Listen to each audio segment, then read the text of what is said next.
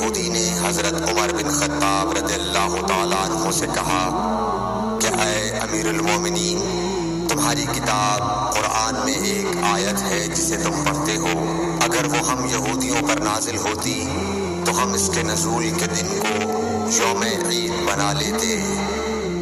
آپ نے پوچھا وہ کون سی آیت ہے؟